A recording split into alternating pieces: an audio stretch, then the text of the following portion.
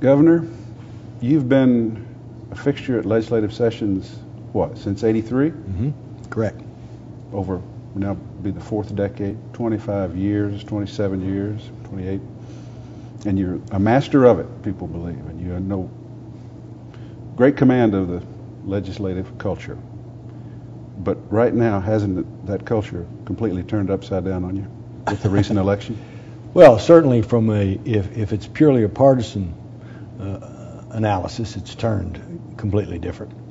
I don't yet subscribe to the idea that Little Rock or that Arkansas, or specifically that the General Assembly is going to succumb to the partisan trap that we see in Washington. You know, throughout that 28 years or whatever it's been, we've seen divisions, whether it's urban and rural, or north and south, or east and west, or demographically change differences that cause those rifts.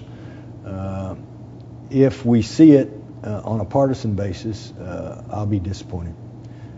I think the people will punish anybody that does it on either side of the equation.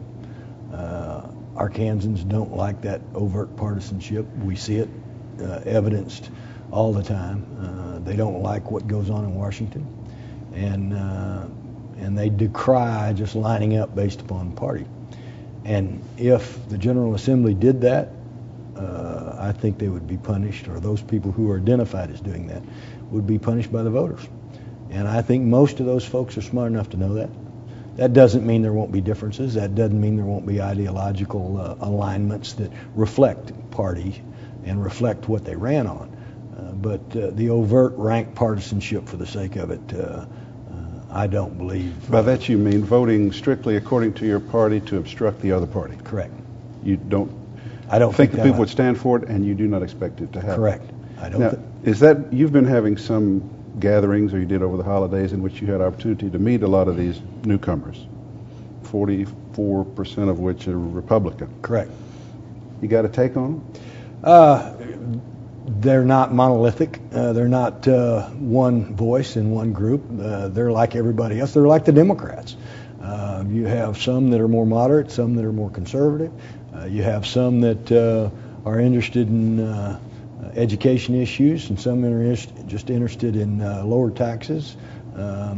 So, I mean, they're not, you can't paint them all with the same brush. They're just like anybody else that gets elected to the General Assembly. They're a composite of people with different likes and dislikes and priorities that won't cause them to look as though they are just one group or one person. So you're describing the possibility of a legislative session that would not be notably different from others. Yeah, I'm describing one that's not as dire in terms of a political divide as a lot of the people who are watching all this, writing about it, talking about it, fear. I could be wrong. I'm the eternal optimist, but only time will tell. Let's move to some issues then that are likely to arise in this new culture, which may or may not be fundamentally different, that we're getting ready to encounter. Right. If I know these Republicans, there are 2 or 3 things they're going to do, and one thing I'm fairly certain they're going to do is attempt to do what I think Missouri and Virginia have done, some other states, and that is pass a state law, seek to enact a bill that says an individual cannot be mandated to go buy health insurance in this state. Simply seek to differentiate from, or even defy the federal health care mandate. Right. Do you expect that to come? What do you think about it? If you had to, might you veto such a thing? Do I expect it? Yes. What does it mean? It depends. If all this litigation running through the various federal courts result in that end, in other words, a court declaring unconstitutional the federal mandate that people have to buy health insurance, then it doesn't mean anything. It's a legislative pronouncement of what would be handled judicially, ultimately by the Supreme Court, because you've got different rulings right now from the various federal district courts.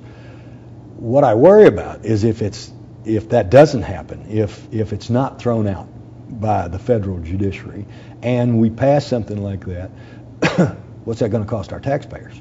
Because inevitably you're going to get a lawsuit. Inevitably there are going to be damages. Inevitably there are going to be repercussions from that. So if anybody does that, they need to be prepared to understand what the potential cost to the taxpayer might be. I think it's all premature right now to know how that. Well, no, we wait for a Supreme Court ruling. Stands to reason the legislative session will occur before Sure. the Supreme Court rules. Sure. You expect such a bill to be introduced, Yes. very possibly passed in this culture. It's possible. And you're saying, well, that you need to understand the damages, the effect of what If you're you're doing. asking me but are what- you going to get out there and say, please don't send me this?